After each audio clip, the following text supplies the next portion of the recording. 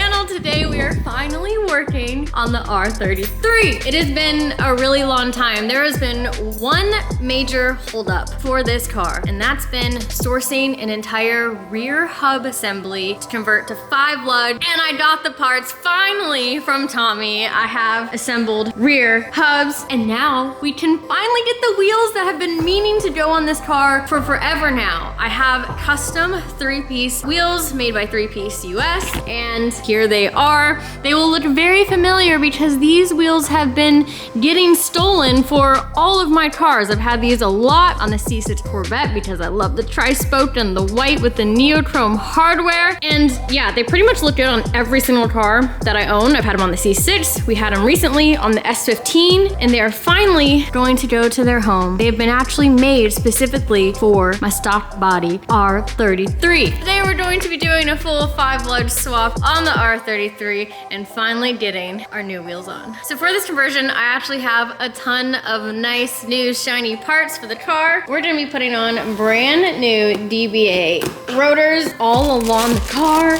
and they're gold and they match our new Part Shop Max Z32 brake upgrade around the full car as well. This is actually the same stuff that I'm putting on the S15, and the gold on gold will match the rotors, and there's a lot of gold in their neochrome, so I think it's gonna look so good.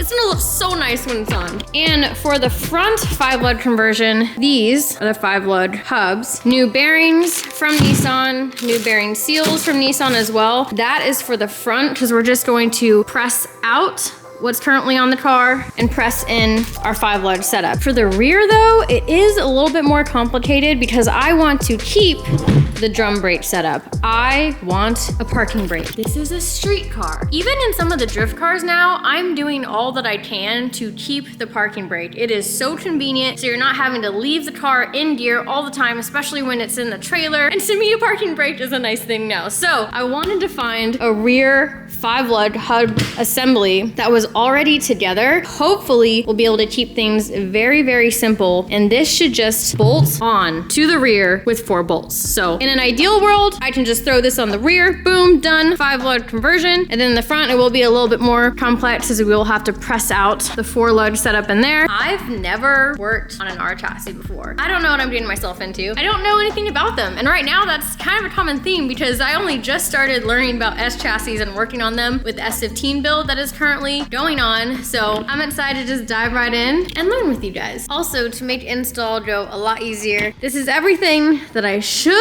need to get this swap done. So let's get it.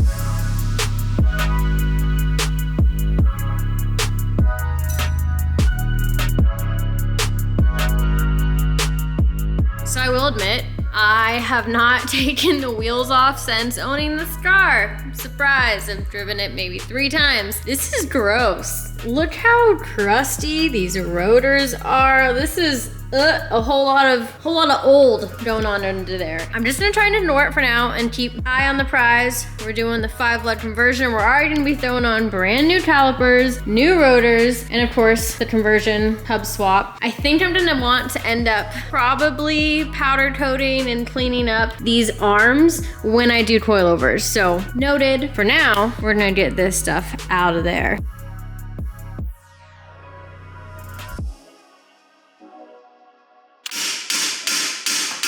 Called in the muscles. Yeah, usually just hit it. I mean, see if it pulls up now. It might. Is it loose? No. I called Adam over here to help me get the spindle free from the bottom ball joint that I was struggling with, and boom, it is free. Our new rotors are not going to fit with this heat shield that's already kind of mangled and busted, so I'm gonna need to cut this off.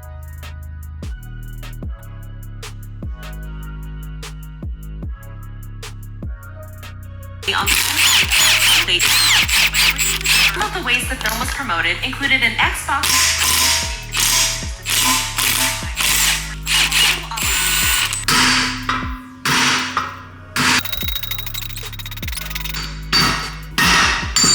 Hey. Thanks, muscles. really about to put me on your YouTube channel looking like I just got out of the shower? Yeah, does your really good boyfriend need to come over here from the house in your lounge clothes to help me hammer out this Five-lug? Yeah, this is the one that I spent forever hammering, and then I gave up, and then Adam came over here, and then now at least I don't have to do this on the press. It'll be a lot easier just to press out the bearing without the hub in the way. We made really good progress, but it was just moving around in the place. I don't know, I've never done that before. Wow, okay, I missed everything you just did, but that was way easier than what I was about to do. I think it's because usually people don't remove the hubs, so you have to cut it off and you don't have an option. Because you remove the hub, you can just slide it off. I feel like people definitely still cut this off instead of just tap that thing off like you just did. That was amazing. It was actually pretty easy. Can you do the other ones so I can video it? Not because I just want you to do it and I don't want to do it. I want to watch Game of Thrones, but someone is gonna do a Five-lug. You mean Lord of the Rings, not Game of Thrones. Sorry. Wow. Genius. That's amazing. Big brain move. What color are you gonna powder coat your knuckles?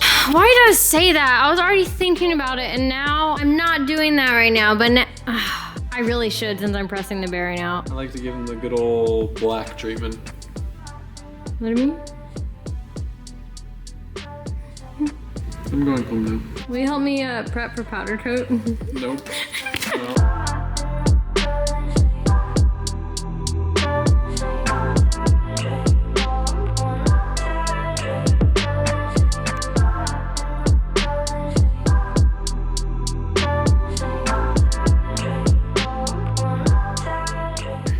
Caliper rotor is off, and before I take this entire assembly off the car, I've been trying to take off the cable for our drum brake. This is a little difficult. There's a bunch of areas that it's attached to the actual chassis. When you get up here, once everything is loose, you can wiggle these guys out, one for each side. Both cables are now free.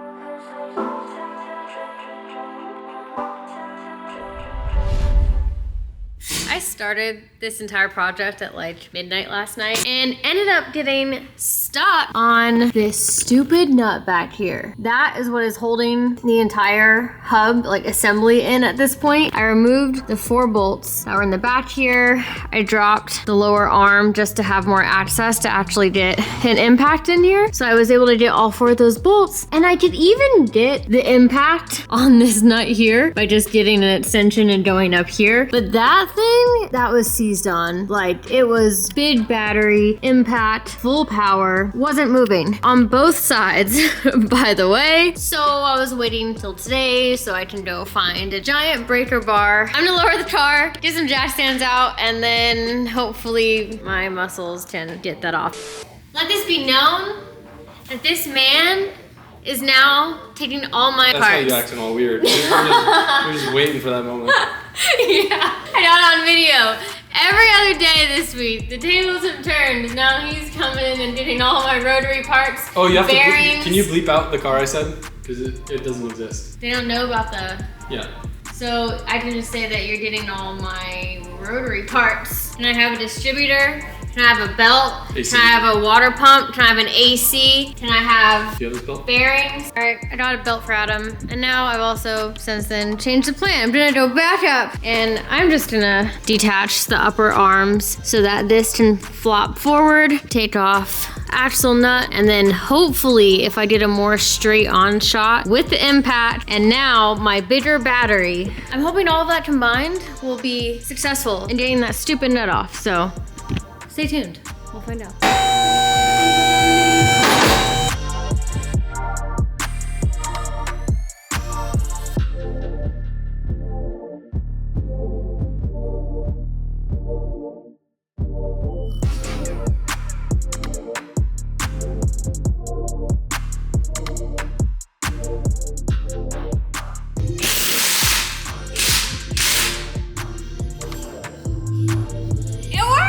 We're in business. I don't even want to know what I have to torque this thing to when I reassemble it.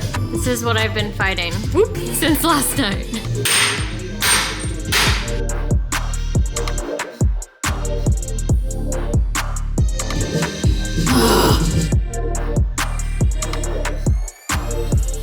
Never seen axles rusted into the hubs ever as bad as these. Both sides, like this car I feel like is completely untouched, and this is all just from factory, torch spec, and just old and crusty and molded into the car. So I just ended up having to take out the complete nut roll, and I'm gonna try and separate it on the ground if I can separate it from the axle first. So.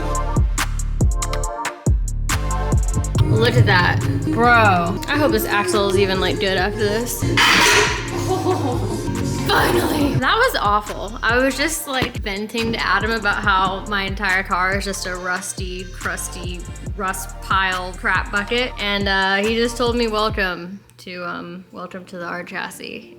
Yeah, so I ended up just having to wrestle off the entire nut roll with the hub assembly on it, and the lower was also on it on each side. This axle was like totally rusted on the inside there, so I had to hammer the crap out of it and then just wrestle it off. And now what should have just unbolted with the 4 bolts and 1 main nut on the rear of this, what should have just come off. Only that effort. I now have to figure out how to pry or hammer apart, because that too is like rust fused together to actually get the hub away from the knuckle. So I'm just gonna start wrestling that, figure that out, and then hopefully we can just throw on our entire 5-lug full assembly.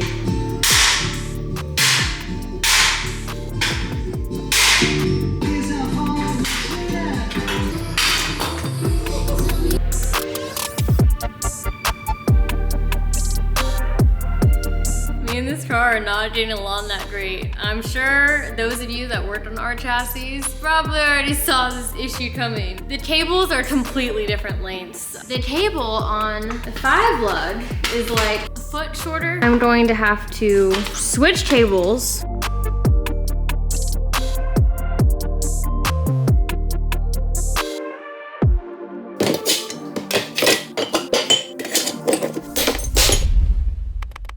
Day 3 of working on the R33. It's my own fault. I keep starting working on the car at like 10, 11 p.m. So I've just been getting a few hours in every day. And today, Donnie is here for the best part. Donnie is so excited to push the old bearings out. And because we also have Donnie here today, we're like, why not escalate things even more? And now I am powder coating. I know I discussed it earlier and was like, oh, I'll do another time. But when else are we gonna have all the bearings and bushings pressed out? Like never. Hopefully, knock on wood, never during the time that I own this car. While this is all ready and able to be powder coated, I'm just going to powder Donnie's having a great time over there. I'm going to powder the front and rear knuckles like a wrinkle black, just so it's done. And then we'll start reassembling everything, so.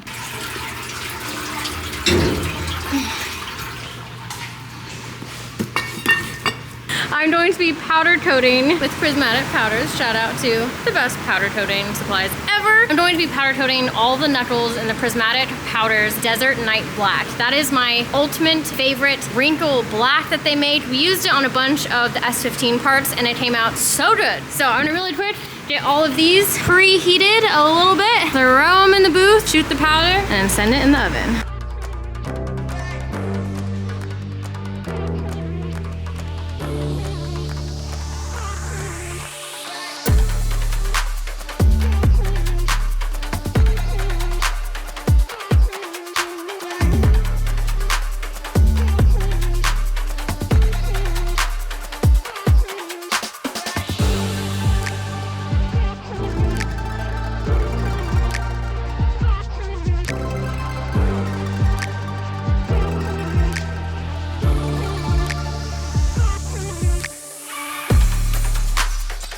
Okay, day 3 of working on the R33, or is this day 4? Donnie, I feel like I already opened the last day up with Donnie saying it was day 3. It's another day on the R33, and now we have both the front and rear knuckles powder coated in this wrinkle black by Prismatic Powders that I love. Donnie already pressed in our new 5-lug hub in the front and got the rear assembly on. If you guys remember, we had to swap out our cords for the drum brake but that's already done. And then Donnie also went ahead and really quick, he already did black seal it on the rear lower arm because it was looking super crusty. I do plan to get new ones, but at least for now, we're not reassembling gross, crusty parts. And this is the satisfying part. This is where it all needs to come together, and I get to throw on all of our brand new shiny bits. We have our rotors and our brand new calipers as well, both gold on gold. That's gonna look so good with the wheels. So let's throw the stuff on.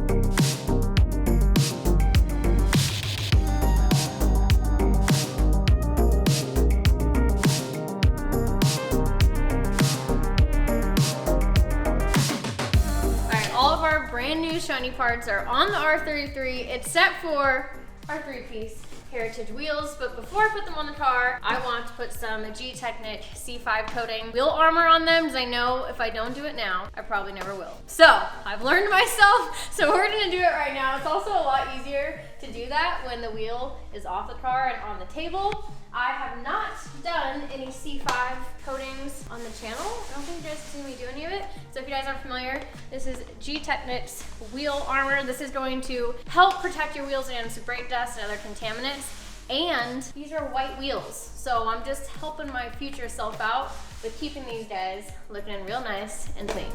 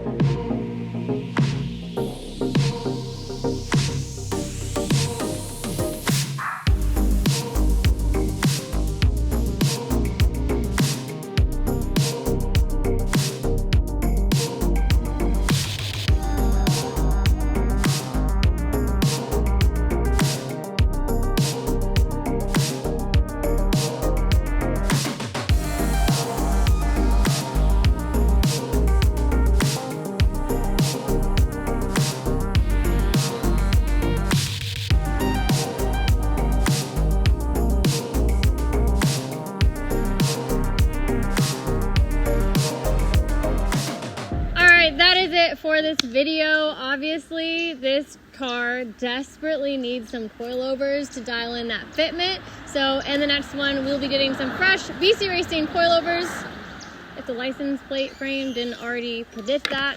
So let me know what you guys think of my 3-piece heritage wheels, and I will see you guys in the next video.